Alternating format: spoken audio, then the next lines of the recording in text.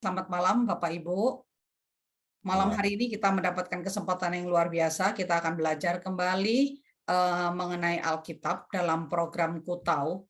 Mungkin kita mengingat Kutau ini adalah program yang kedua yang kita luncurkan. Tahun lalu sudah kita mulai dengan program Perjanjian Lama. Waktu itu kita bahas Perjanjian Lama, Pak Wenas. Ya. Dan tahun ini dalam 5 pertemuan kita akan bahas tentang Perjanjian Baru. Kita malam hari ini ditemani oleh Bapak Pendeta Wenas Kalangit yang akan menolong kita berbincang-bincang dan membahas tentang Perjanjian Baru malam hari ini. Oke, Bapak Ibu, demikian yang kita akan secara resmi membuka acara ini. Saya izin share. Ya, tema kita adalah yang khas dalam setiap kitab Perjanjian Baru. Kita seperti tadi saya sebutkan ada 5 sesi. Hari ini kita ada di sesi pertama, yaitu tentang sesi pengantar Perjanjian Baru. Jadi nanti kita akan membahas tentang mungkin konten Perjanjian Baru dan juga latar belakang dan kisah-kisah yang perlu kita pahami supaya ketika kita membaca Alkitab Perjanjian Baru kita lebih memahami gitu ya, lebih menghayati begitu ya. Karena kita melihat situasi atau kondisi masyarakat pada waktu kitab ini ditulis. Mungkin sekitar itu ya, nanti Pak Pendeta akan menjelaskan lebih detail buat kita. Demikian Bapak Ibu. Bapak Ibu, sebelum kita lebih lanjut ya, mungkin kita mau refresh beberapa informasi tentang Perjanjian Baru. Mungkin boleh nanti gini, nanti kan sesudah acara ini, mungkin sesudah Pak Wenas menyampaikan paparan, nanti akan kita diberikan kesempatan untuk tanya jawab. Nanti Bapak Ibu boleh ketik ya pertanyaan di kolom chat, mungkin sambil pemaparan dilangsungkan. Kalau ada pertanyaan silahkan di kolom chat sehingga nanti di akhir bisa kita bahas begitu ya. Oke, Bapak Ibu, mungkin kita bersiap di kolom chat ya. Mungkin saya boleh minta tolong Bapak Ibu, mungkin kita akan merefresh beberapa data. Boleh kita jawab beberapa pertanyaan berikut untuk mengingatkan kita kembali, kita isi di kolom chat ya Bapak Ibu ya.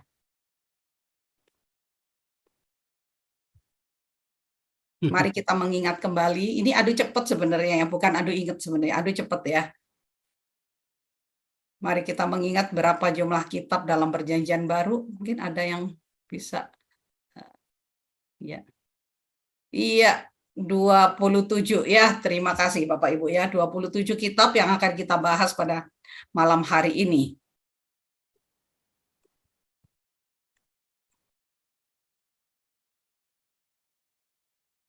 Ya, siapa penulis yang menulis kitab terbanyak di Perjanjian Baru?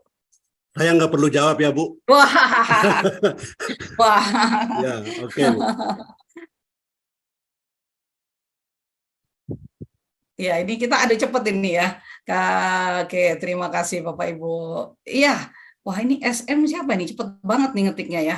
Terima kasih Paulus ya. Jadi nanti kita akan melihat banyak tulisan Paulus di kitab Perjanjian Baru ya.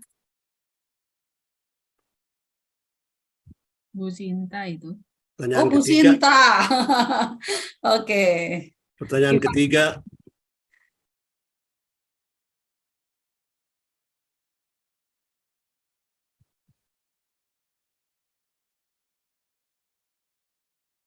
Ya, pertanyaan ketiga terakhir.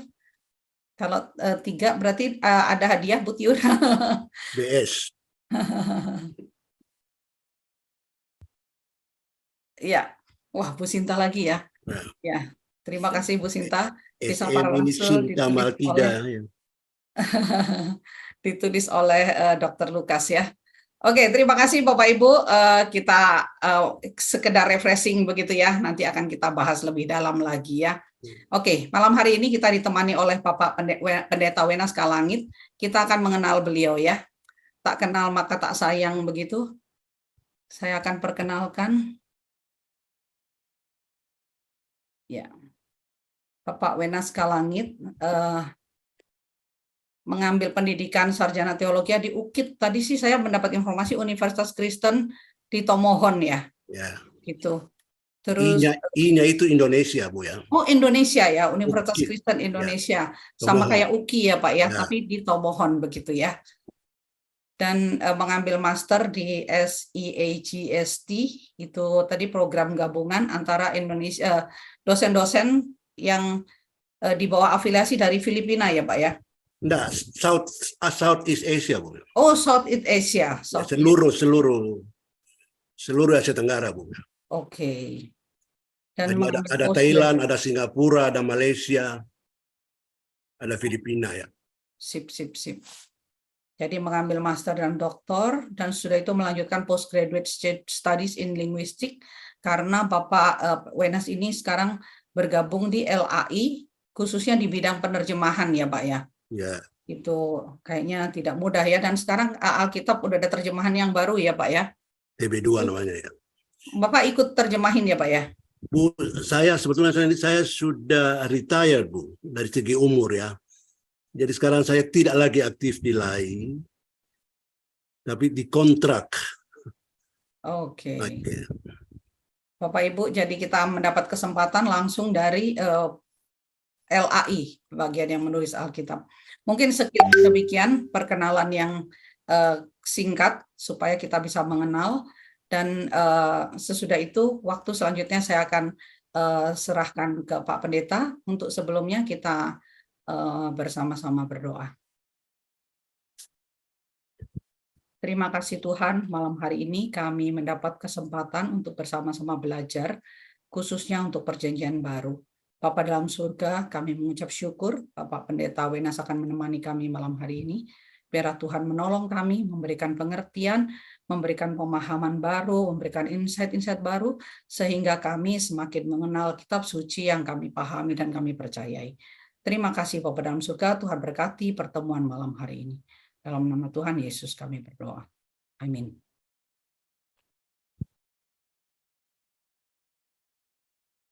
Ya, sudah ya, Pak. Oke, pertama-tama saya berterima kasih untuk kesempatan diberikan kepada saya berkawan dengan di GKI Kota Wisata ya. Ya, saya pastikan semua peserta partisipan ini belum pernah melihat saya ya. Ini adalah kali pertama. Dalam percakapan awal dengan Ibu Nina, saya bertanya apa yang secara khusus diinginkan untuk dipelajari dari perjanjian baru ini. Karena untuk perjanjian lama atau perjanjian baru itu ada banyak aspek yang bisa disoroti. Nah, lalu kami melanjutkan itu dengan percakapan via telepon. Saya coba merumuskannya. Mungkin akan menarik bagi kita kalau kita bisa menggaris bawahi beberapa hal yang menonjol atau yang dikedepankan, yang perlu digarisbawahi dari setiap kitab dalam jumlah 27 itu. Karena itulah saya usulkan waktu itu judul tema kita atau bingkai kita adalah yang khas dalam setiap kitab perjanjian baru. Jadi misalnya di Matius itu apa-apa yang mengemuka, Markus itu apa-apa yang mengemuka, dan begitu seterusnya sebanyak 27 kitab itu. Saya memang berharap dan berdoa pertemuan kita selama 5 kali itu akan mampu mengalokasikan semua bahan ini. Itu harapan saya dan saya kira juga harapan kita semua. Nah, pertemuan pertama ini saya mengajak kita untuk secara khusus saya katakan itu dengan judul pengantar umum. Jadi ini bukan pengantar untuk setiap kitab, sebab pengantar untuk setiap kitab itu mungkin secara sekilas akan kita bicarakan pada waktunya. Jadi pada pertemuan-pertemuan yang secara khusus membicarakan kitab per kitab itu. Saya di bagian awal ini lebih menyoroti tentang situasi umum yang ada di dalam perjanjian baru. Jadi harapan saya adalah ketika kita membaca kitab-kitab dalam Perjanjian Baru, lalu bertemu dengan sesuatu, paling tidak kita punya semacam bekal dasar untuk memahami secara keseluruhan. Karena itu saya mulai dengan mengatakan, slide berikutnya, Bu. Ya, saya mulai dengan mengatakan bahwa Perjanjian Baru secara keseluruhan, ya, supaya tidak panjang-panjang, Perjanjian Baru itu kita singkatkan jadi PB aja, ya. PB adalah kumpulan kitab yang isinya adalah tentang Yesus. Kalau bukan Yesus, mungkin tidak akan ada, aku tidak akan pernah ada Perjanjian Baru. Nah, di sana bisa ditemukan jawaban atau orang coba memaparkan tentang siapa dia, siapa Yesus itu, apa yang dia katakan dan apa yang dia kerjakan selama hidupnya. Lalu kemudian bagaimana orang-orang yang percaya kepadanya kemudian seperti menemukan kekuatan atau semangat atau gelora tertentu sehingga mereka dengan segala risiko siap mewartakan kabar baik tentang Yesus itu ke berbagai tempat. Dan buah dari pekerjaan tak kenal lelah dari para rasul itu dalam pewartaan itu adalah lahir komunitas Kristen. Sebutlah jemaat perdana yang meresponi secara positif apa yang diwartakan atau disampaikan dengan gagah berani oleh para rasul itu. Lalu dalam Perjanjian Baru juga kita akan bertemu dengan informasi tentang kehidupan komunitas-komunitas baru ini. Jemaat-jemaat baru ini. Yang terutama sekali disapa melalui surat-surat.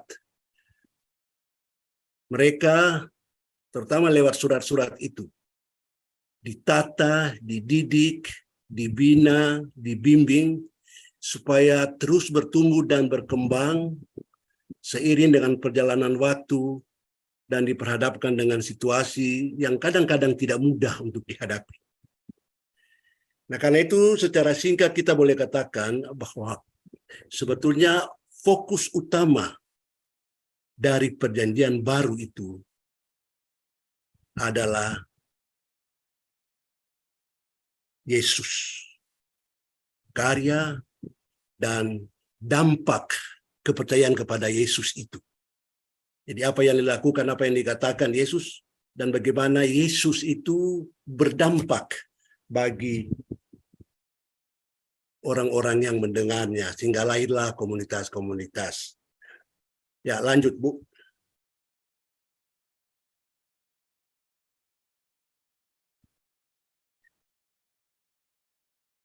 Ya, saya kira kita tahu semua bahwa ketika Yesus datang ke dalam dunia, dunia itu sebetulnya adalah dunia yang sudah berubah banyak.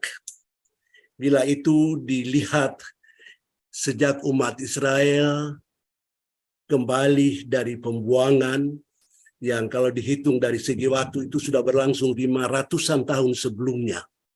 Umat Israel sudah kembali ke tanah Palestina 500 tahun sebelumnya baru Yesus datang atau tampil. Nah, dunia politik, budaya, bahasa, dan praktek-praktek agamawi tentu saja telah mengalami banyak pergeseran.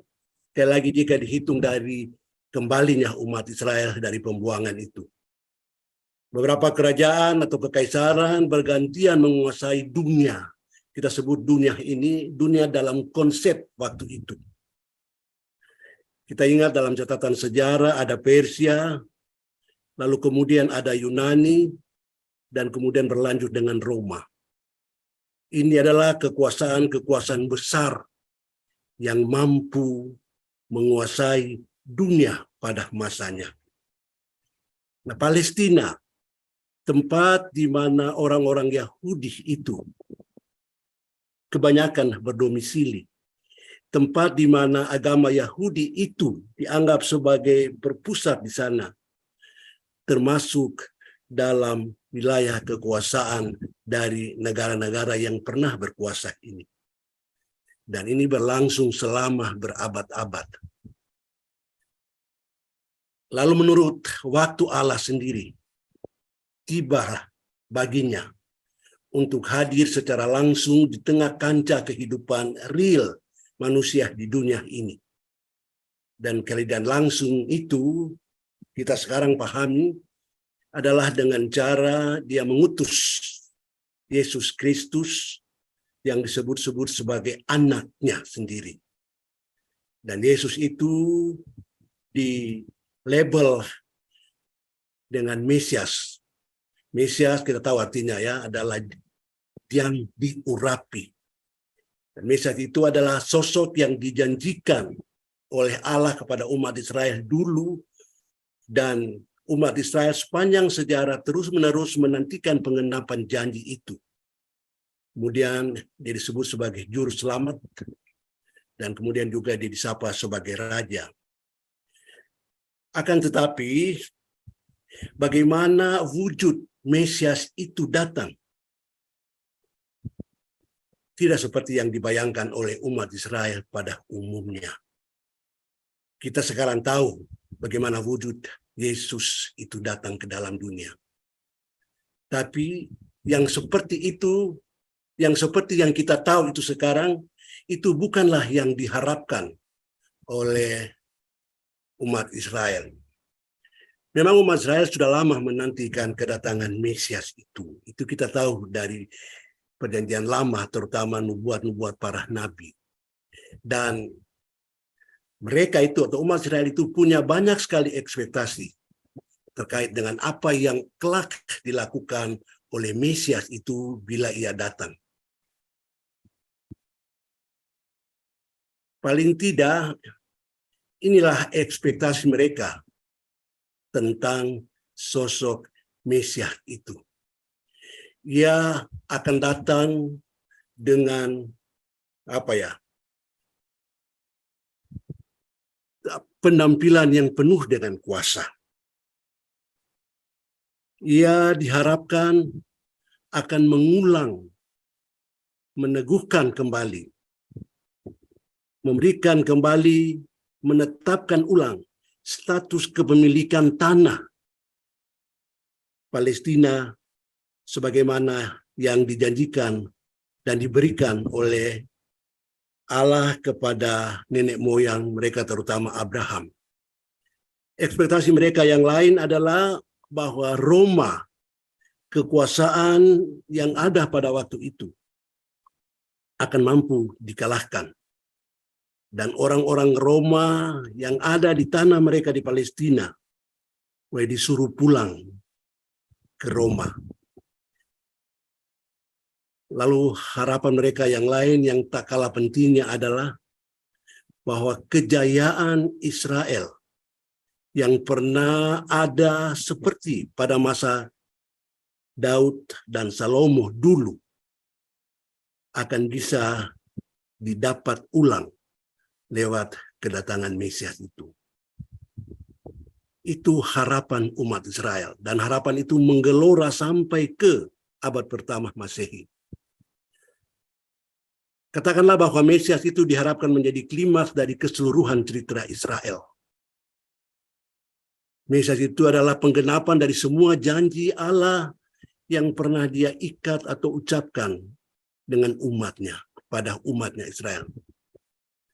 Dan ketika itu, pada awal abad pertama itu, atau pada akhir abad sebelum Masehi, ini persoalan waktu ya, sama sekali tak ada seorang pun yang membayangkan bahwa Mesias yang mereka harapkan itu akan datang dalam wujud seorang bayi yang terlahir dari seorang perempuan anak petani sederhana yang berasal dari Bethlehem, kota kecil yang tidak begitu terkenal di Galilea. Dan tentang kekecilan Bethlehem itu kita bisa lihat di balik ungkapan yang ada dalam Matius 2 ayat 6. Dan engkau Bethlehem tanah Yehuda engkau sekali-kali bukanlah yang terkecil antara mereka yang memerintah Yehuda. Karena daripadamu lah akan bangkit seorang pemimpin yang akan mengembalakan umatku Israel. Matius melihat bahwa kelahiran di Bethlehem itu sudah dinubuatkan sebelumnya. Tidak ada yang membayangkan bahwa Mesias itu akan membentuk satu kelompok kecil yang kemudian digelari sebagai pengikut-pengikut atau murid-muridnya.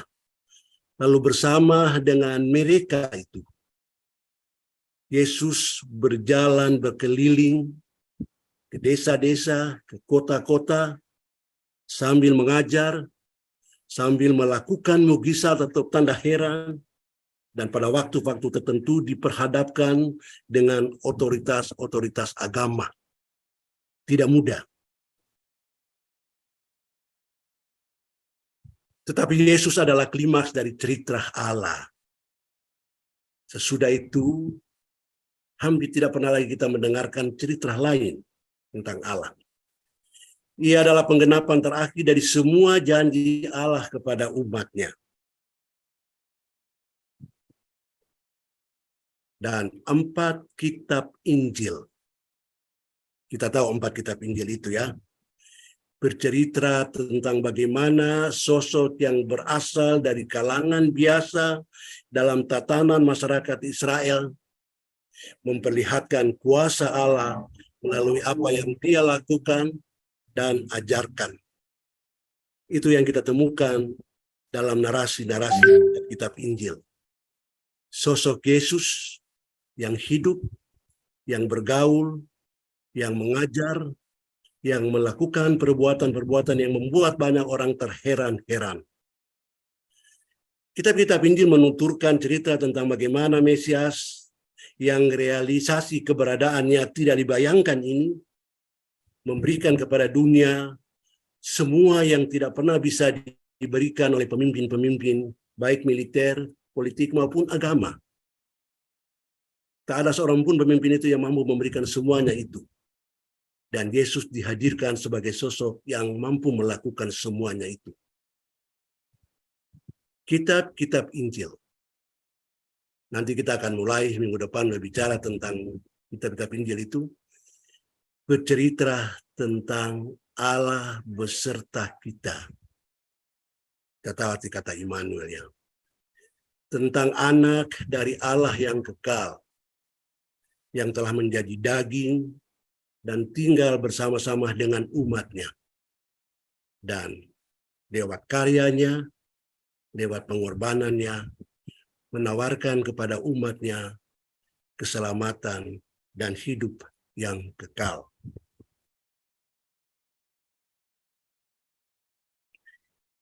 Itu pengantar umum dulu tentang Yesus, siapa dia, dan bagaimana orang meresponinya. Kitab Kisah Para Rasul, nanti ke depan akan kita singkat dengan KPR ya. Kisah Para Rasul. Bercerita tentang para rasul. Tapi terutama sekali yang ditampilkan adalah Petrus dan Paulus betulnya ya. Mereka dengan penuh semangat mewartakan kabar baik kemana-mana. Sementara surat-surat, baik itu Paulus maupun yang bukan dari Paulus, merupakan upaya penulis untuk menata kehidupan jemaat-jemaat yang sebetulnya belum lama berdiri. Jemaat-jemaat masih dalam kategori bayi itu, dari jemaat-jemaat yang masih dalam kategori perlu minum susu itu, sebab mereka sedang diperhadapkan dengan tantangan yang tidak ringan. Surat-surat itu banyak yang berupaya untuk memberi jawab terhadap masalah-masalah konkret yang sedang dihadapi oleh jemaat. Surat itu memberi jawab terhadap pertanyaan-pertanyaan yang barangkali tak bisa diucapkan tapi bisa dibaca, yang sedang dihadapi dan menggeluti jemaat-jemaat muda ini. Sementara itu kitab Wahyu menghadirkan serangkaian penglihatan apokaliptik, dan dari penglihatan-penglihatan yang dituturkan itu diharapkan jemaat akan memperoleh kekuatan, akan memperoleh dorongan untuk berani berada dalam iman, sekalipun karena iman itu mereka harus menjalani kehidupan yang tidak mudah. Ada banyak persekusi yang terjadi ketika itu. Dan kalau sampai ada banyak orang yang menjadi murtad, itu karena tak tahan menghadapi persekusi. Dan diharapkan dengan apokaliptik ini, dengan vision ini, dengan penglihatan ini, karena di ujung-ujungnya kemenangan itu selalu ada pada anak domba Allah. Jemaat yang mengikuti cerita atau narasi apokaliptik ini memperoleh kekuatan. Nah, Bapak, Ibu, saudara-saudara sekalian, itu secara sekilas sebetulnya tentang apa yang ada di dalam 27 kitab dalam perjanjian baru itu. Tapi mari sekarang kita melihat secara khusus. Saya katakan bahwa agar kita bisa ditolong untuk sedikit bisa memahami cerita tentang Yesus, Mesias, sebagaimana yang kita bisa baca dalam kitab-kitab Injil. Maka kita perlu mengenal konteks umum dunia di mana Yesus itu lahir dan melayani. Dan ketika kita membaca kitab-kitab Injil dan juga Kisah Rasul dan surat-surat itu muncul sebutan-sebutan tertentu. Kita akan membahas secara sekilas situasi umum itu dengan 5 poin ini, yaitu Yunani, Helenisme, lalu Roma, karena Roma yang memerintah pada masa itu, lalu apa-apa saja kelompok di dalam lingkungan Yudaisme yang ditemukan pun yang tidak ditemukan dalam kitab-kitab Injil. Lalu kita coba memahami, karena dalam awal kitab-kitab Injil juga ditampilkan sosok Yohanes Pembaptis. Lalu kita akan coba menyoroti, sekarang bahasa yang dipakai apa? Mengulik atau mengulit ya. Mengulik tentang Yesus dan murid-muridnya. Mari kita mulai dengan Yunani. Ketika Yesus lahir, nah ini apakah di awal abad pertama atau di tahun-tahun terakhir sebelum tahun Masehi, penguasa dunia ketika itu adalah Roma. Sejarah mencatatnya seperti itu. Akan tetapi pengaruh kejayaan Yunani yang pada beberapa abad sebelumnya merajai dunia dan berhasil menaklukkan sebagian besar dari wilayah yang ada di sekitarnya, masih sangat terasa.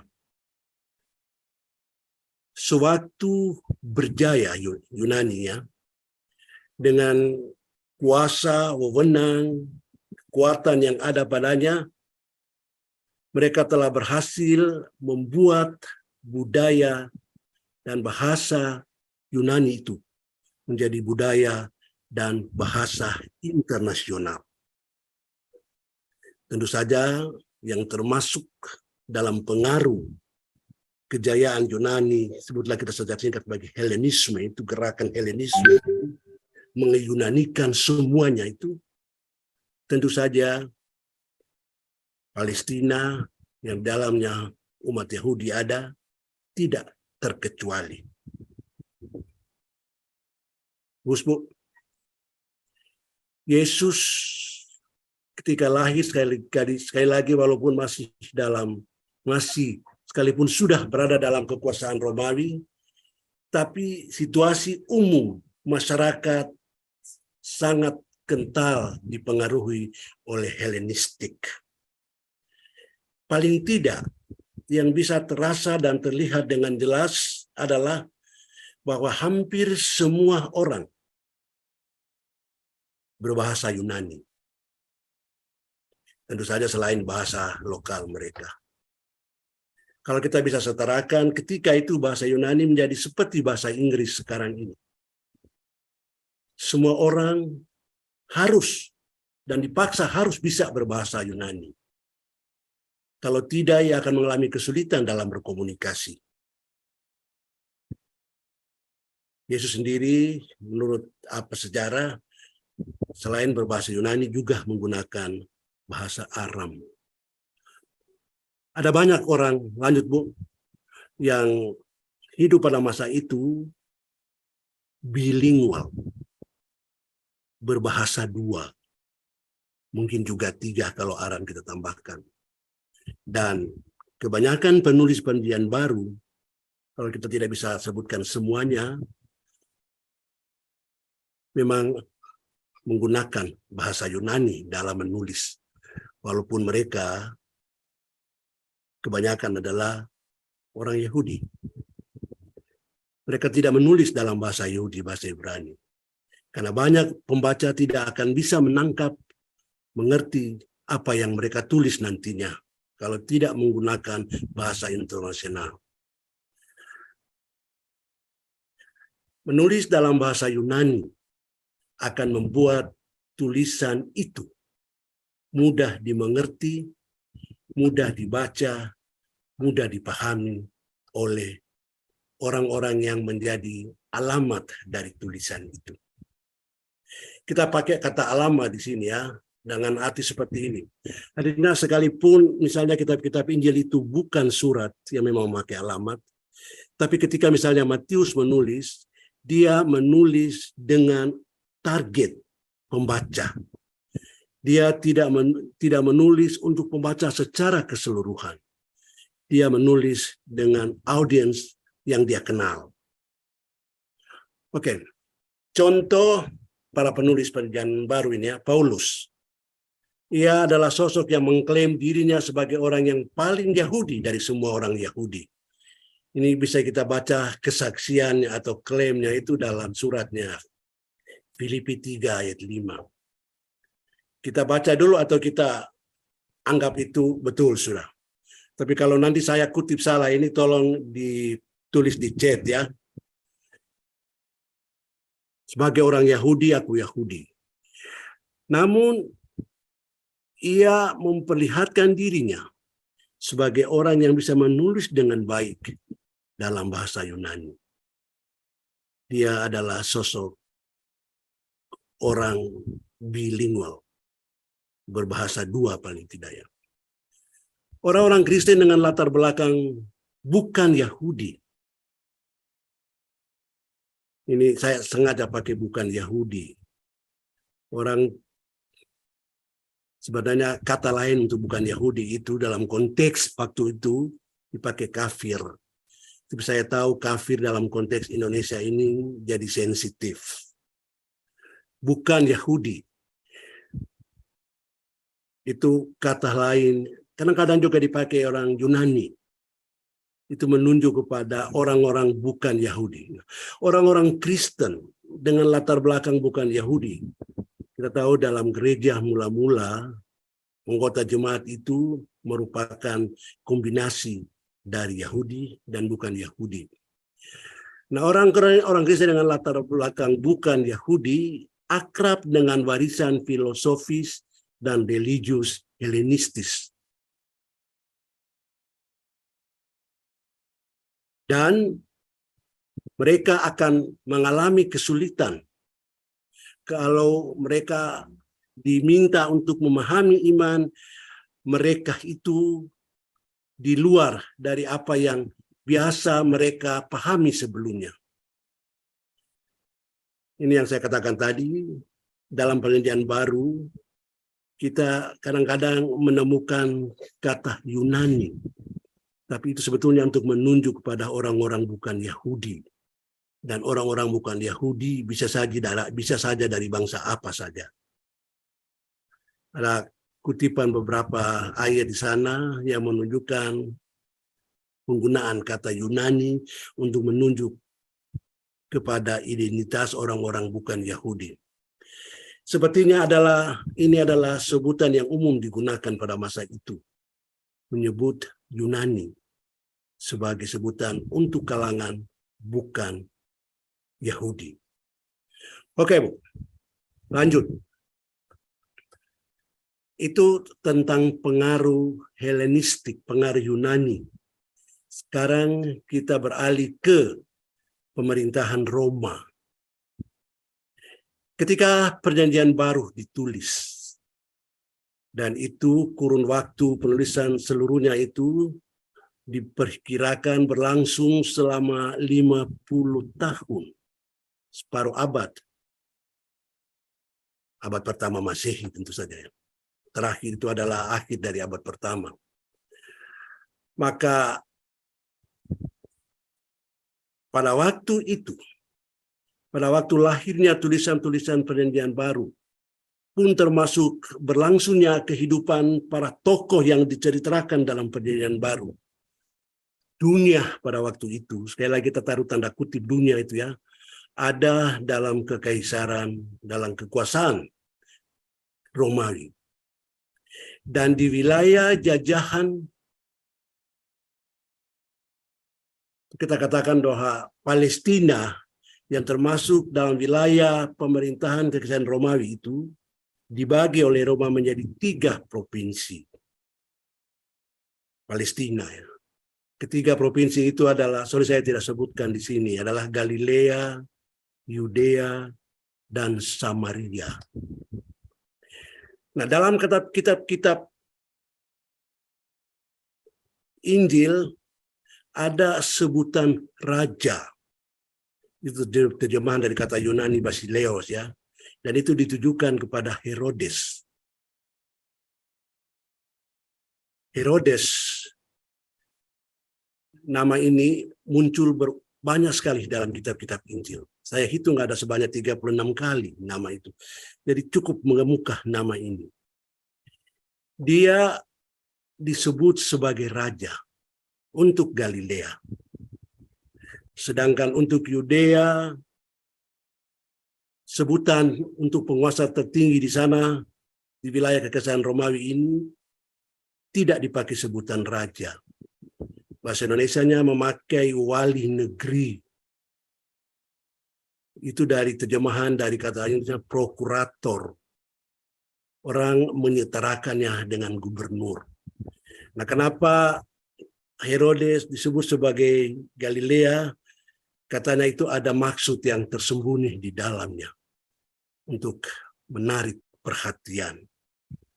Tapi sebetulnya kata banyak orang, sekalipun dia disebut sebagai Raja Basileos, tapi sebetulnya dia adalah, kalau kita boleh pakai bahasa Inggris, client king, raja boneka. Dia hanya melakukan apa yang diperintahkan oleh kaisar. Dia tidak bisa bertindak atas namanya sendiri kalau tidak atas persetujuan kaisar. Dan karena ketertundukannya itulah gelar raja disandangnya.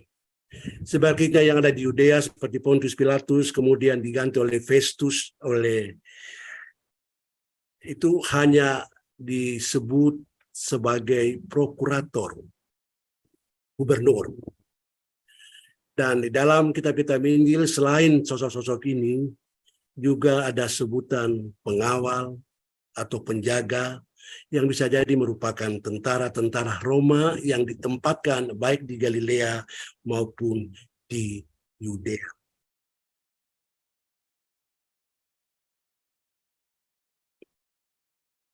Dari kitab Injil kita mendapat informasi bahwa pemerintah Roma mewajibkan pembayaran pajak. Kita baca itu dari semacam episode dalam Injil Matius pasal 22 ayat 15 dan seterusnya, ketika Yesus dijebak oleh orang-orang Farisi tentang pajak ini. Membayar pajak atau tidak, dibolehkan atau tidak membayar pajak. Selain itu, yang menarik dari ciri pemerintahan Roma ini adalah Roma mengutamakan perdamaian. Karena itu, Herodes diperlakukan dengan sangat baik. Dan yang tidak kalah pentingnya, di masa pemerintahan Roma ini diperlakukan prinsip kehidupan bebas beragama. Ini kita katakan menarik, sebab hal ini tidak ditemukan pada zaman Yunani, kebebasan beragama. Dan kalau sampai kemudian Kristen boleh tumbuh dan berkembang, sedikit atau banyak itu adalah pengaruh dari sistem yang diterapkan oleh Kekaisaran Roma. Salah satu hal yang menguntungkan lagi adalah ketika Galilea menjadi provinsi Roma dan Herodes menjadi rajanya, memang agak aneh ya, raja kok di provinsi ya. Roma membuat program apa ya sekarang seperti di Indonesia ini, infrastruktur ya, membuat jalan-jalan yang banyak. Dan katanya dengan ketersediaan infrastruktur berupa jalan-jalan yang memungkinkan Roma boleh dicapai dari berbagai kota yang ada pada waktu itu, maka ini juga mempermudah para rasul untuk melakukan perjalanan penginjilan mereka. Sehingga pertumbuhan kekristenan ikut ditunjang oleh apa yang dilakukan oleh pemerintahan Roma, paling tidak fasilitas jalan yang menunjang untuk pekerjaan yang lebih dipermudah dalam situasi waktu itu ya. Nah, itu tentang situasi Roma dan dampaknya bagi kehidupan di masa Yesus dan jemaat mula-mula. Hal ketiga yang perlu kita soroti adalah kelompok-kelompok Yudaisme. Dalam kitab-kitab Injil terutama, kita bertemu dengan sebutan Farisi, Saduki. Dan itu adalah 2 dari 4 kelompok yang menonjol sebetulnya dalam kehidupan Yudaisme. Yosefus ini seorang sejarawan ya, abad pertama, mencatat bahwa di kalangan orang-orang Yahudi ada 5 filosofi, yaitu filosofi Farisi, filosofi Saduki, filosofi Esena, filosofi Selot, dan yang terakhir sebetulnya filosofi rakyat jelata, tapi itu saya tidak perlu sebutkan di sini.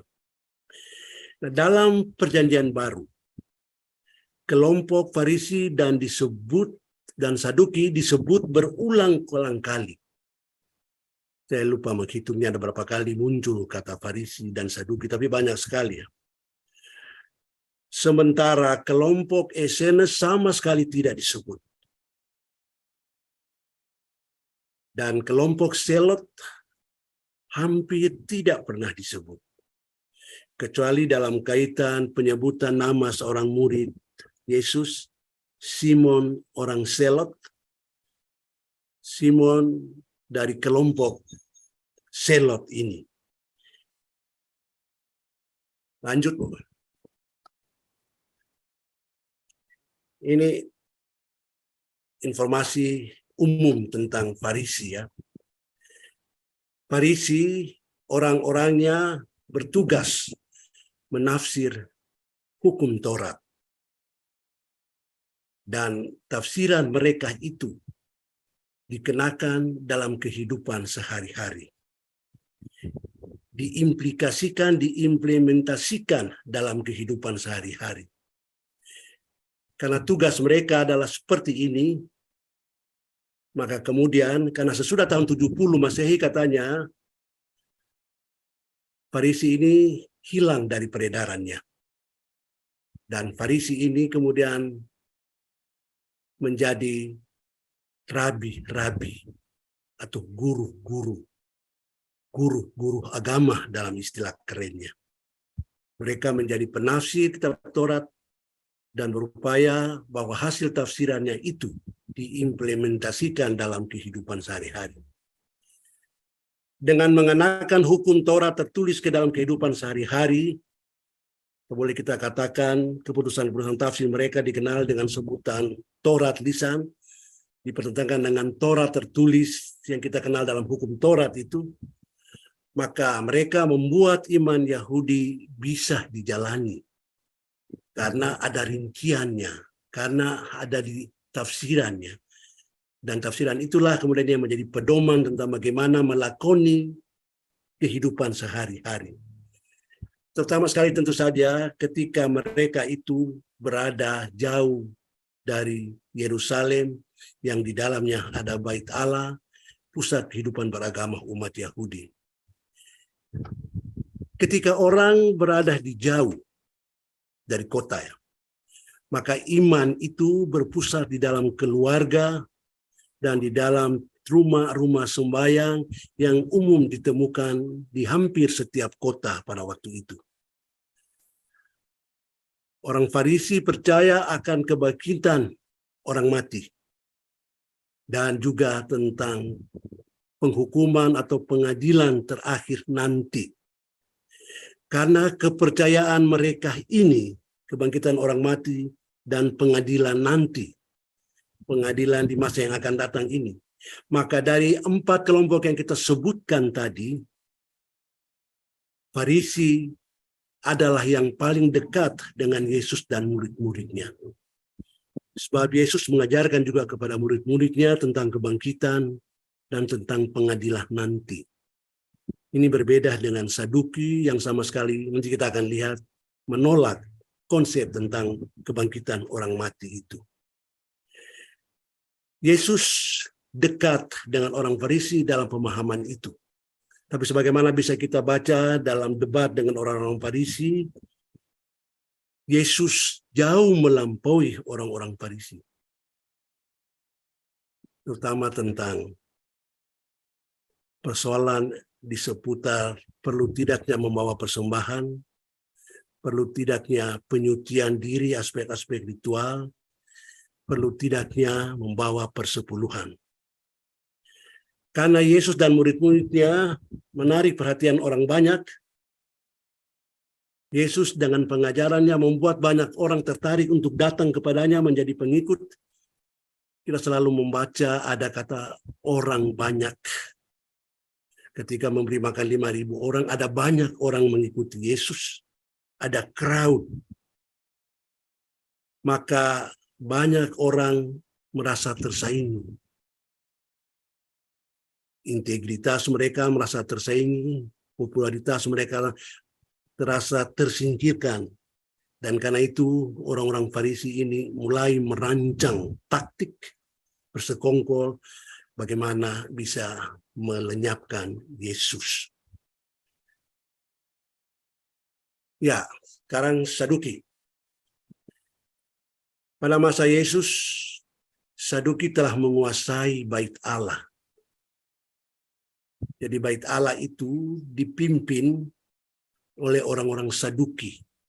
Mengapa? Karena orang-orang Saduki ini mengklaim diri mereka sebagai keturunan Imam Sadok. Ada kaitan yang erat antara kata nama Sadok dan Saduki. Orang-orangnya Sadok. Sadok ini adalah imam kepala pada masa Daud dan Salomo sebagaimana bisa kita baca dalam 2 Samuel dan 1 Raja ayat yang disebutkan ini.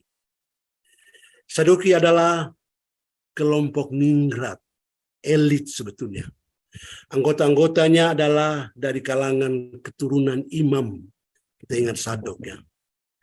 Tuan tanah dan orang-orang kaya. Kelompok ini sangat menonjol paling tidak sampai Bait Allah itu sendiri jatuh pada tahun 70 Masehi, dihancurkan oleh Kaisar Roma. Karena mereka adalah penguasa Bait Allah dan ketika Bait Allah itu sudah tidak ada, mereka kehilangan area kekuasaan. Sikap mereka adalah bahwa hukum Taurat itu harus ditaati secara penuh. Tidak ada kompromi di dalam kehidupan sehari-hari. Akan tetapi untuk melakukan itu seperti yang mereka harapkan, terutama bagi kalangan orang biasa, itu tidak mudah. Dan dalam hal inilah Saduki sering bertentangan dengan orang-orang biasa. Berbeda dengan orang Farisi, mereka tidak percaya akan kebangkitan orang mati. Mereka bahkan menolak itu.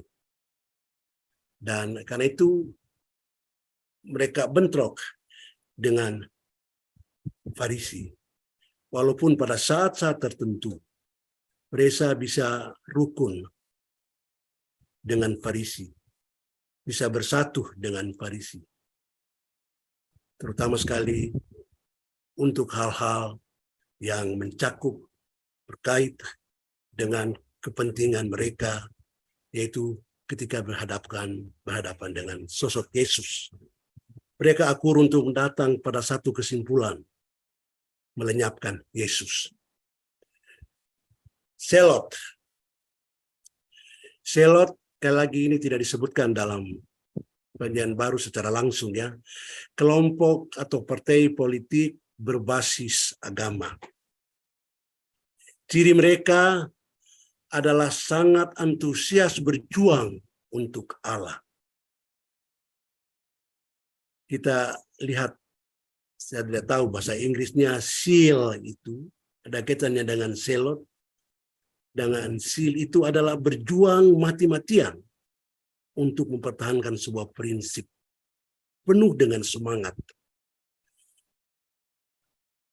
Mereka, kaum Selot ini mendambakan supaya tanah Israel mendapatkan hak otonomi, bukan hal ya, hak otonomi.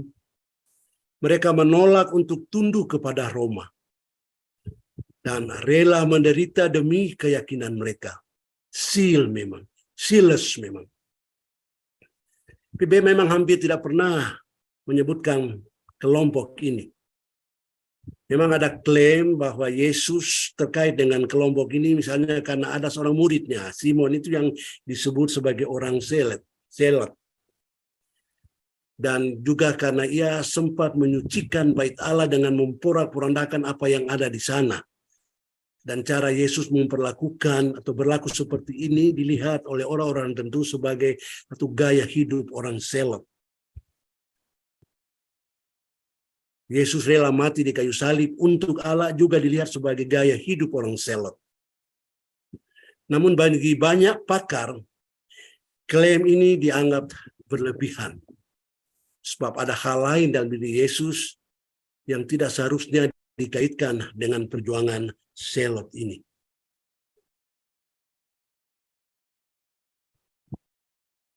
Sejarah Yahudi sendiri sebetulnya syarat dengan orang-orang yang boleh dikategorikan sebagai Selot ini, yaitu aktivis yang dengan antusiasme yang tinggi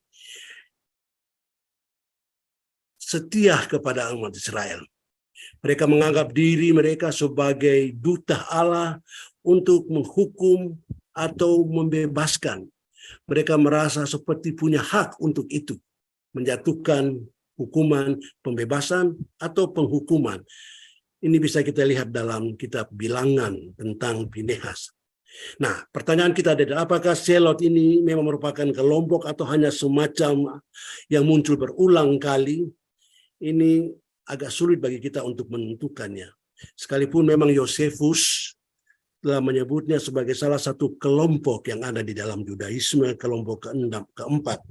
Kendati begitu, orang-orang Selot ini dalam sejarah Israel memainkan peran yang sangat penting dalam perjuangan Israel, Yahudi, melawan Roma. Oke, kita lanjut. Terakhir ini Esena. Informasi tentang kelompok ini hanya kita ketahui antara lain dari Yosefus dan juga dari Dead Sea Scrolls, gulungan-gulungan laut mati yang ada di Qumran itu ya. Mungkin Bapak Ibu sudah pernah mendengarkan sebutan ini. Ada orang yang mengklaim bahwa Yohanes Pembaptis adalah seorang dari kelompok ini, kelompok Essenes ini. Yohanes yang tampil di padang gurun dengan khotbah dengan seruannya. Tapi klaim ini tidak banyak mendapat dukungan para ahli. Nanti kita akan lihat itu ketika kita membicarakan tentang Yohanes Pembaptis. Kaum Essenes adalah kelompok orang-orang yang berupaya mematuhi perintah untuk hidup kudus, hidup dalam kekudusan dengan cara yang radikal dan cenderung asketis, menjauh dari lingkungan umum, menghindar supaya tidak terjadi kontaminasi dengan dunia. Karena dunia dianggap menodai kehidupan kekudusan. Kalau kita pernah dengar tentang gnostisisme, ini barangkali bisa merupakan cikal bakal dari gnostisisme yang cenderung membedakan yang spiritual dan yang non-spiritual, yang duniawi. Oke Pak, lanjut. Nah ini Yohanes Pembaptis. Yohanes Pembaptis sendiri tidak termasuk dalam satu dari kelompok-kelompok yang kita sebutkan tadi. Kelompok itu. Ia bekerja sendiri tanpa kaitan dengan satu kelompok. Besar kemungkinan ia adalah bagian dari komunitas di Qumran, di padang Yudea, sebuah komunitas yang menerapkan pola hidup sederhana tanpa memiliki harta pribadi dan cenderung beraskese. Lukas mencatat, saya katakan Lukas maksudnya Injil Lukas ya, mencatat bahwa Yohanes ini memiliki garis keturunan imam karena dia lahir dari seorang ayah keturunan imam Zakaria dan ibunya Elizabeth yang juga merupakan kerabat Maria ibu Yesus. Sehingga dengan kata lain dalam Injil Lukas kita memperoleh informasi bahwa ada hubungan kekerabatan antara Yohanes Pembaptis dan Yesus. Yohanes tampil mendahului dan penampilannya terus berlangsung sesaman dengan Yesus dalam pentas pelayanan. Ia adalah pembawa berita tentang kedatangan kerajaan Allah sama dengan yang disampaikan oleh Yesus dalam khotbahnya di awal penampilannya. Kerajaan Allah sudah dekat. Ia berseru kepada Yohanes ini berseru kepada setiap orang supaya bertobat dan mempersiapkan jalan bagi Yesus dan pelayanannya. Lalu banyak orang pergi ke padang gurun untuk mendengarkannya dan dibaptis. Termasuk di antaranya beberapa orang yang kemudian menjadi pengikut Yesus. Jadi orang-orang yang dibaptis oleh Yohanes yang merupakan pengikut Yohanes, kemudian ada yang menjadi pengikut Yesus, sebutkan namanya Andreas. Lokasi pelayanan Yohanes disebutkan padang gurun. Dan padang gurun ini mempunyai makna yang signifikan, sekalipun itu simbolis. Sebutan padang gurun ini mengingatkan orang, dan saya kira kita juga, pada wilayah yang dijalani umat Israel dalam perjalanan panjang dan lama selepas mereka dari Mesir menuju ke tanah perjanjian. Mereka berjalan 40 tahun lamanya di padang gurun. Jadi padang gurun itu bukan hanya sekedar sebutan untuk sebuah lokasi dalam Yohanes, tapi ada makna simbolis yang terkandung di dalamnya. Dan kini di zaman Yohanes itu padang gurun itu menjadi lokasi awal yang baru. Letaknya memang jauh di luar Yerusalem dan Bait Allah, yang merupakan pusat peribadahan. Yohanes tidak memulai kehidupan baru itu di Yerusalem dan di Bait Allah. Dia memulainya di padang gurun. Dan untuk umat Israel, sebutan padang gurun itu sangat mengesankan. Pengajaran Yohanes ini bahwa pengampunan dosa itu diperoleh melalui baptisan, bukan melalui persembahan kurban di dalam Bait Allah, sebagaimana yang dipegang kuat oleh umat Israel secara keseluruhan, membuat jarak semakin melebar antara Yohanes Pembaptis dengan agama mapan, agama Yahudi atau Yudaisme yang lebih menekankan pada persembahan di dalam bait Allah di Yerusalem. Sementara Yohanes lebih mengedepankan pertobatan dan baptisan di sungai. Yohanes memposisikan dirinya sebagai pendahulu dari, kalau kita kutip Lukas 3:16, ia yang lebih berkuasa daripadaku. Ia submitted terhadap Yesus. Ia surrender terhadap Yesus.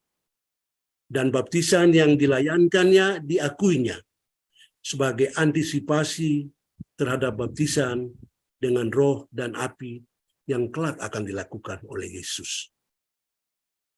Yohanes memposisikan dirinya seperti itu di hadapan Yesus. Nah, dari begitu banyak orang yang datang kepada Yohanes untuk dibaptis, kita tahu dalam cerita kitab Injil salah satunya adalah Yesus. Yohanes terkesan enggan melakukannya, tapi Yesus mendesaknya supaya melakukannya.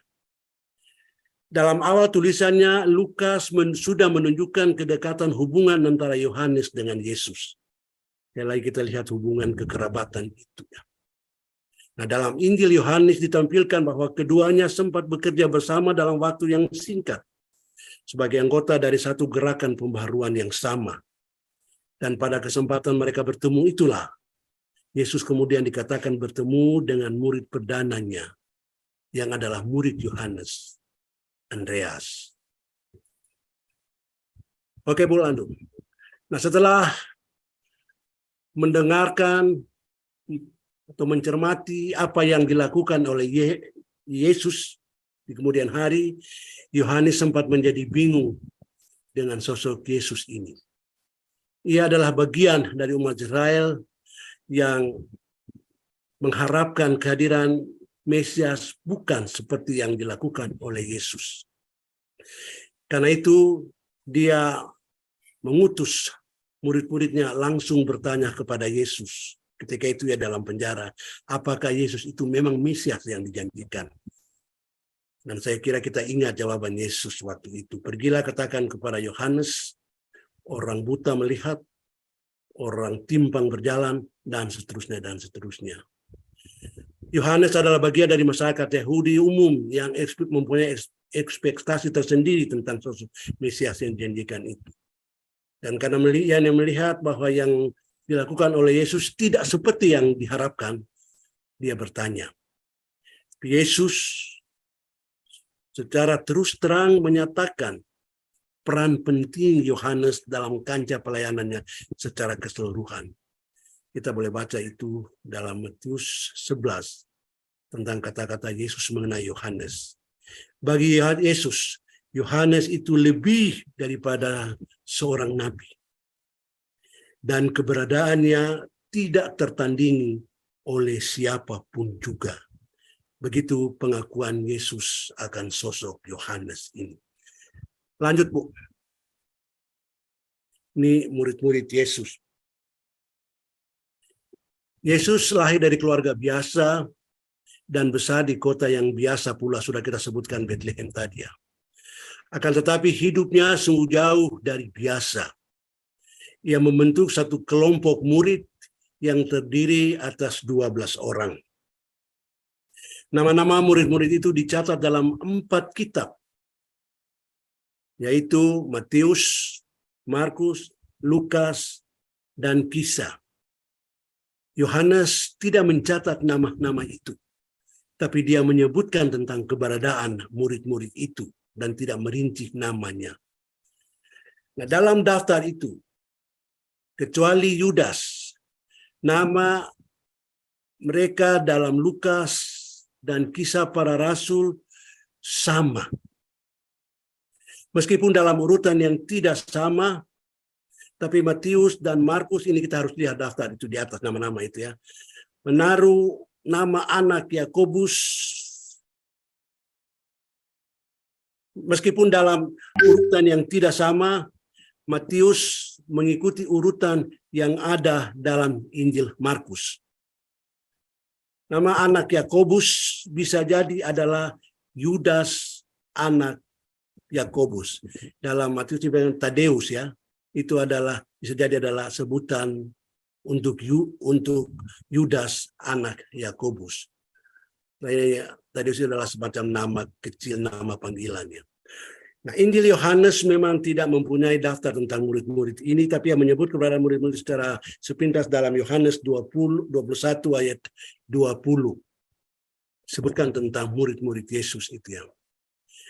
Nah, dalam semua daftar murid ini ya, dalam 4 kitab tadi,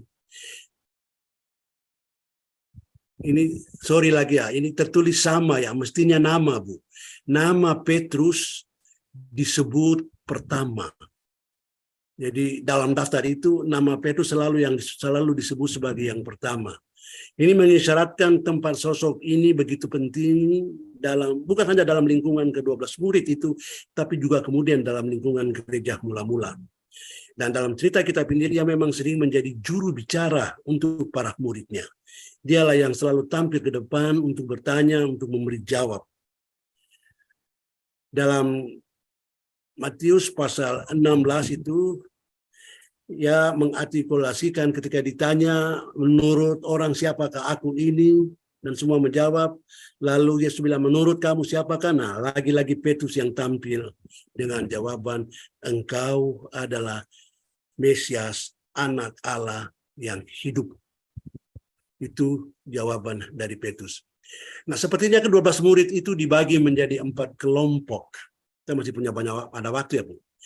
Dengan pimpinan masing-masing kelompok itu Petrus, Yakobus, Yohanes, dan Andreas. Yang juga 4 orang ini menjadi kelompok inti. Yesus sering menyertakan mereka, kecuali Andreas, secara khusus pada momen-momen khusus. Misalnya ketika Yesus pergi ke rumah Yairus, ketika Yesus naik ke atas gunung untuk peristiwa transfigurasi, ketika Yesus pergi ke Taman Getsemani untuk berdoa, murid-murid dengan peran khusus ini diajak oleh Yesus. Sedangkan menurut Markus 13 ayat 3-4, hanya 4 orang inilah, 4 orang yang bisa diduga sebagai pemimpin atau ketua kelas masing-masing kelompok berjumlah 12 inilah yang mendengarkan khotbah terakhir Yesus. Itu nanti kita lihat di Markus 13 ya, dicatat nama keempat murid itu. Tidak banyak yang bisa diketahui tentang 12 murid ini. Tetapi dari apa yang ada kita ketahui, mereka adalah suatu kelompok yang anggotanya sangat bervariasi. Sebagai pemungut cukai, tentu saja Matius berkolaborasi dengan pemerintah Roma, karena yang menagih pajak itu adalah Roma. Sementara itu Simon orang Selotes tentu saja membenci kehadiran orang-orang lain di tanah mereka, Palestina. Yang lain ada yang merupakan murid-murid Yohanes Pembaptis, yaitu Andreas, dan yang selebihnya juga disebut sebagai nelayan-nelayan. Jumlah 12 juga bermakna simbolis, yaitu menunjuk kepada 12 suku Israel, anak-anak Yakub. Dan sepertinya Yesus sendiri melihat ke-12 murid itu sebagai inti dari 12 murid-murid atau keturunan Israel yang dipulihkan. Jadi 12 itu adalah representasi dari suku-suku Israel baru yang dipulihkan. Murid-murid ini diajar oleh Yesus secara khusus tentang apa arti mengikuti Dia, dan mereka dipersiapkan untuk kelak menjadi dutanya di dunia ini, terutama setelah Dia bangkit nanti. Setelah bangkit, beberapa hari kemudian Yesus naik ke surga, dan Dia mempercayakan tugas itu kepada para murid itu. Tetapi Dia tidak meninggalkan para muridnya sendirian.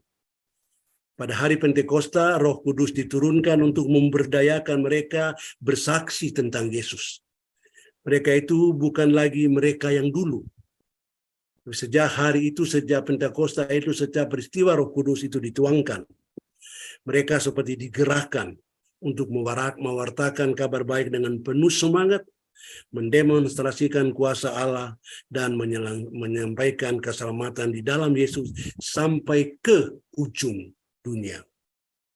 Jemaat yang bahasa Yunaninya eklesia, gereja, lahir dari pemberitaan gigih para rasul ini. Dan kitab Kisah Para Rasul menceritakannya secara panjang lebar. Lanjut. Gereja dan jemaat mula-mula. Selain berfokus pada Yesus, Perjanjian Baru juga memberi perhatian terhadap kelahiran, pertumbuhan, perkembangan, dan penataan kehidupan gereja.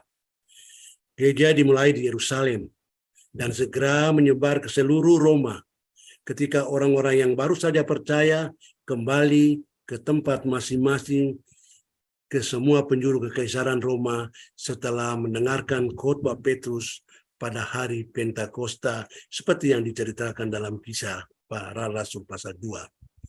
Cerita tentang awal keberadaan gereja ditemukan terutama sekali dalam kitab Kisah Para Rasul. Meskipun surat-surat Paulus juga memberi rincian-rincian tentangnya. Bagian pertama, Kisah Para Rasul mengiktisarkan keragaman tahap keberadaan gereja setelah peristiwa kenaikan Yesus ke surga dan setelah peristiwa Pentakosta. Nah, dalam bagian awal surat Kisah Para Rasul ini, Petrus adalah sosok yang dominan. Ia mengajar dan menyembuhkan, ia ditantang, dan kemudian berujung pada pemenjaraannya. Perdebatan antara orang-orang Yahudi dan bukan Yahudi di Yerusalem berujung pada berkembangnya misi bagi kalangan di luar Israel. Yang kita katakan tadi, orang bukan Yahudi ya. Seperti Filipus yang bermisi ke Samaria dan di sana ia melakukan mukjizat penyembuhan. Rasul-rasul berperan penting dalam proses pertobatan orang-orang ini. Orang-orang yang pertama bertobat sudah dibaptis, tapi belum menerima Roh Kudus sampai Petrus dan Yohanes datang ke sana menumpangkan tangan. Itu diceritakan dalam Kisah Para Rasul 14. Episode terakhir dari bagian ini adalah cerita tentang pertobatan dan baptisan seorang sida-sida Ethiopia oleh Filipus dalam Kisah Rasul pasal 8 ayat 26 dan seterusnya. Mulai pasal 9, Paulus menampilkan sebagai tokoh sentral setelah mengalami proses pertobatan yang dramatis. Kisah Rasul ini. Paulus melihat dalam isu seputar perlu tidaknya disunat orang-orang bukan Yahudi menjadi Kristen. Itu isu. Orang bukan Yahudi kalau menjadi Kristen perlu nggak disunat. Karena itu adalah ketetapan hukum Taurat. Petrus yang sebelumnya enggan menerima orang-orang bukan Yahudi masuk menjadi anggota gereja melalui suatu penglihatan dipaksa untuk mengubah pola pikirnya dan kemudian membuat Cornelius bertobat. Ya, tetapi kemudian Petrus mengelaknya sementara Paulus kukuh dengan sikap bahwa orang-orang bukan Yahudi boleh menjadi orang Kristen tanpa harus disunat. Kesempatan akhirnya dicapai dan dicatat dalam Kisah Rasul 15. Sekalipun begitu, isu itu sendiri tidak serta-merta hilang dalam kehidupan jemaat perdana. Paulus kemudian diceritakan dalam Kisah Para Rasul menjadi perintis pekerjaan penginjilan di kawasan Mediterania dan akhirnya dipenjara di Roma. Surat-surat baik oleh Paulus maupun oleh penulis yang lain adalah bagian dari upaya para rasul dan jemaat perdana untuk menata, mengembangkan, dan mengedukasi jemaat atau pribadi tentang bagaimana kehidupan percaya dilakoni dalam kehidupan sehari-hari yang memang syarat dengan perjuangan dan tantangan. Sementara kitab terakhir berisikan apokalipsa yang tentu saja sangat dibutuhkan umat ketika itu yang sedang berada dalam kondisi yang penuh dengan tantangan. Saya kira kita selesai dengan pengantar umum ini dan kita akan membicarakan kitab-kitab PB berdasarkan urutannya dalam kanon PB mulai dari Matius sampai dengan Wahyu sesuai dengan kategori-kategorinya. Walaupun sebetulnya waktu penulisannya tidak seperti itu. Jadi tidak berarti bahwa yang paling dulu ditulis adalah Matius dan yang paling akhir ditulis adalah Wahyu. Tidak harus seperti itu. Kita akan bertemu dengan ini ketika kita membicarakan kitab per kitab. Oke, Bu Nina, punya waktu berapa lama kita ini? Saya melihat di chat ini ada ya bertanya ya? Atau belum ya? Oke, terima kasih Pak. Jadi Yuk, Bapak Ibu, adakah hal-hal yang mau ditanyakan? Kalau misalnya kita belum sempat mengetik, boleh juga langsung saja. ya kalau tidak di chat itu boleh ditanya langsung. Pak, mungkin ada yang menarik tadi Bapak sebut apokalipse. Apokalipse Ya. mungkin ada sedikit informasi tentang apokalipse sebelum nanti kita membahasnya pada saat kita membahas Wahyu, Pak. Ya, jadi kitab Wahyu itu disebut sebagai kitab apokaliptik ya. Nah, soalnya dalam Alkitab kita bukan hanya Wahyu yang nanti kita akan bicara tentang corak sastra yang bercorak sastra apokaliptik. Daniel itu juga disebut kitab apokaliptik. Dan kitab Injil Markus pasal 13 itu juga disebut sebagai apokaliptik. Nah, apokaliptik itu secara katanya itu berarti buka atau menyingkap, membuka apa yang dulunya tertutup sehingga menjadi terlihat. Itu artinya apokalipse. Jadi kalau kita Wahyu itu sebetulnya menyingkap apa yang akan dilakukan oleh Tuhan dalam peperangan melawan penantang-penantangnya. Jadi apa yang belum terjadi, apa yang apa yang tidak diketahui, apa yang tidak bisa dilihat, itu diperlihatkan. Itu apokaliptik. Tapi Baik. mungkin kita akan bicara itu di hari terakhir ya. Iya, Pak. Khusus Mungkin kita nanti Bapak bicara akan jelaskan apokaliptik panjang ya. lebar. Ya Cuman ini itu. ada satu Ya. istilah yang bikin kita Ya. penasaran biar Apalagi istilah yang perlu klarifikasi ya.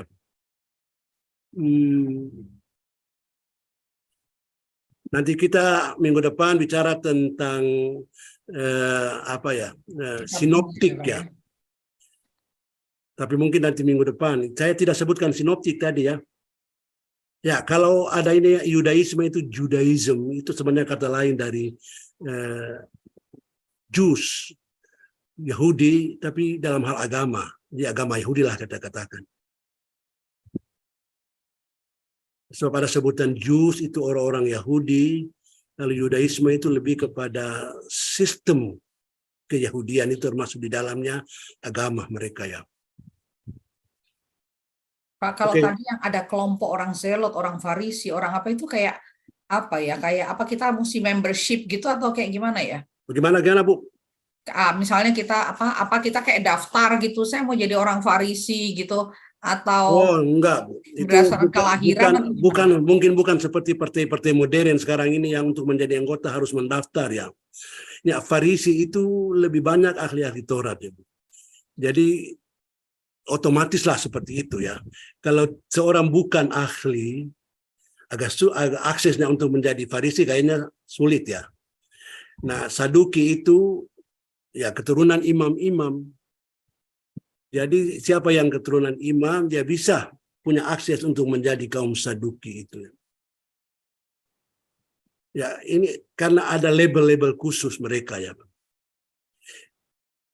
Ya, seperti itu kira-kira penjelasannya. Oke, jadi bukan kayak saya pengen ikut gitu, nggak bisa begitu ya, Pak ya? Ya, kalau Ibu memenuhi syarat tadi, bisa-bisa aja ya, Bu. Tapi kalau masih Saduki, tapi Ibu bukan keturunan imam, mungkin. Ya, tapi saya tidak tahu sekarang ini apakah masih ada yang seperti itu ya Saduki. Kecuali bait Allah itu, di bait Allah itu masih tegak ya.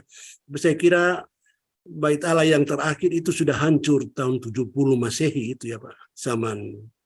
Dan setelah itu tidak lagi dibangun bait Allah yang baru. Itu bait Allah ketiga saya kira ya. Yang pertama dibangun oleh siapa? Salomo ya. Salomo. Yang kemudian dipugar lalu oleh siapa ya? Sekembalinya dari pembuangan itu kan. Nehemia itu ya. Ya, Ezra, Nehemia, Esra itu ya. Lalu Herodes juga sempat membangunnya. Dan itu yang diruntuhkan tahun 70 itu. Dan sesudah itu tidak lagi. Karena kekristenan tidak lagi melihat Yerusalem dan Bait Allah sebagai sentral dari aktivitas beragama. Oke, Bu. Oke, Bapak Ibu, kalau misalnya kita sudah cukup untuk malam hari ini, kita bisa akhiri pertemuan kita dan kita akan membahas kembali secara lebih mendetil tentang kitab-kitab. Minggu depan kita akan membahas tentang Injil Sinoptik, yaitu 3 Injil ya Pak ya, Ya, 3 Matius, Injil Markus, pertama dan ya. Lukas. Sementara Yohanes nih dipandang sedikit berbeda sehingga akan dibahas di minggu selanjutnya begitu ya. Ya, artinya kalau kita punya waktu membahas Yohanes juga minggu depan, minggu berikutnya tinggal, tidak mungkin ya, karena sinoptik itu hanya butuh 2 hari juga ya, Bu.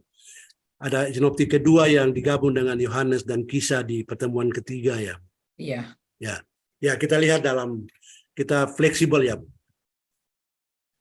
Ya. Oke, Bapak Ibu. Memang tidak ada lagi pertanyaan atau apa, Bu? Masih ada yang penasaran dengan boleh mungkin di chat nanti minggu depan atau kapan aja saya buka chatnya, tapi kan tidak dibuka Zoom-nya ya. Ya, mungkin Bapak Ibu kalau ternyata nanti terpikir pertanyaan di minggu depan juga masih bisa kita diskusikan kembali. Mana tahu malam ini kita tiba-tiba kepikir kenapa kok belum sempat kita diskusikan begitu. Minggu depan akan kita bisa bahas ya di TP ya. Baik, kita akhiri pertemuan kita malam hari ini dengan terima kasih Pak Wenas yang sudah memberikan kita overview begitu ya, sehingga kalau kita melihat waktu itu seluruh dunia gitu, mungkin istilahnya adalah kerajaan Roma begitu ya Pak ya. Ya. Kayak sekarang ini yang bisa 5 benua atau sekarang 7 benua ya, itu bukan itu begitu ya kira-kira. Bukan, dunia itu berarti yang ada pada waktu itu ya. Pastilah Sulawesi belum ada ya. Jawa belum ada. Oke, baik Bapak Ibu, kita akan akhiri pertemuan malam hari ini. Boleh minta Bapak Pendeta memimpin kita di dalam doa penutup? Saya ya, Bu. Oke, mari Bapak Ibu kita satu dalam doa. Kami sungguh bersyukur ya Tuhan, sebab program belajar bersama dari saudara-saudara kami di GKI Kota Wisata boleh terlaksana mulai malam hari ini. Dan kami berharap sesuai dengan rencana kami akan bisa mewujudkannya. Khusus untuk malam hari ini kami bersyukur ya Tuhan, sebab kami tidak mengalami gangguan teknis internet. Semuanya boleh berjalan dengan baik. Suara boleh didengar, tulisan boleh dibaca, dan kalau kami merasa ada kesulitan untuk menangkapnya, mohon Tuhan berikan kami kuasa khusus supaya kami bisa mencernanya lebih dalam lagi.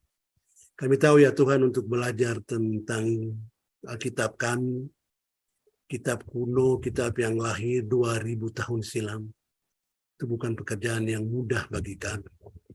Kami harus menelusuri sejarahnya, kami harus mencari tahu kondisi yang ada pada waktu itu, supaya makna-makna yang terkandung di dalamnya bisa kami mutakhirkan. Tolong kami ya Tuhan, berikan pemikiran yang jernih dan bersih untuk bisa menangkapnya. Kami berdoa untuk Ibu Nina dan teman-teman, kiranya mereka selalu diperlengkapi dengan hikmat dari Tuhan, supaya bisa merancang semua untuk bisa dibagi-bagikan kepada teman-teman yang ada di sana, bahkan kepada siapa saja ketika rekaman percakapan kami ini bisa diakses. Kami akan beristirahat malam hari ini ya Tuhan. Tuhan jaga kami sepanjang malam hari ini. Dan teman-teman kami yang barangkali sedang dalam perjalanan, dimanapun mereka berada, Tuhan sertai mereka. Berkati kami sepanjang malam ini Tuhan. Terpuji dan dimuliakanlah namamu, ya Yesus Kristus Tuhan kami. Amin.